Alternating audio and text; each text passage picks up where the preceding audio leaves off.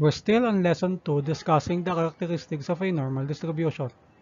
Now let's take a look at an example of some of the characteristics of a normal distribution. Let's say that in a normally distributed set of data containing 1,250 scores, how many scores are expected to fall within one standard deviation away from the mean? Recall that in a normal distribution, 68% of scores are within one standard deviation away from the mean. To do this, we simply need to multiply 1,250 by the percentage of scores lying in the area, which is 68%. 68% can also be expressed as 0.68. Multiplying, you will get 850. This means that there are a total of 850 scores lying one standard deviation above and below the mean. But what if we have an additional question like this?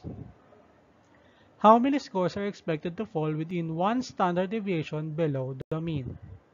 When we say below, that is to the left of the mean.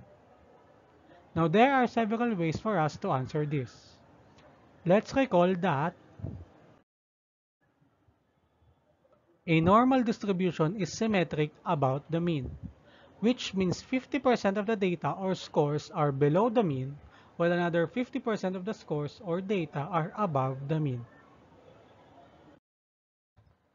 Using that characteristic of a normal distribution, we can get the number of scores that are expected to fall within one standard deviation below the mean by simply dividing the total number of scores within one standard deviation away from the mean, which is 850, by 2.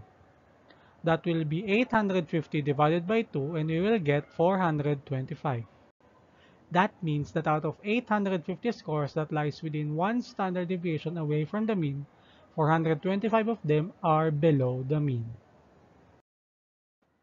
Another way of finding the scores that are expected to fall within one standard deviation below the mean is through the empirical rule. Empirical rule states that 68% of scores can be found within one standard deviation away from the mean. And out of this 68%, 34% are found below the mean, and another 34% are found above the mean.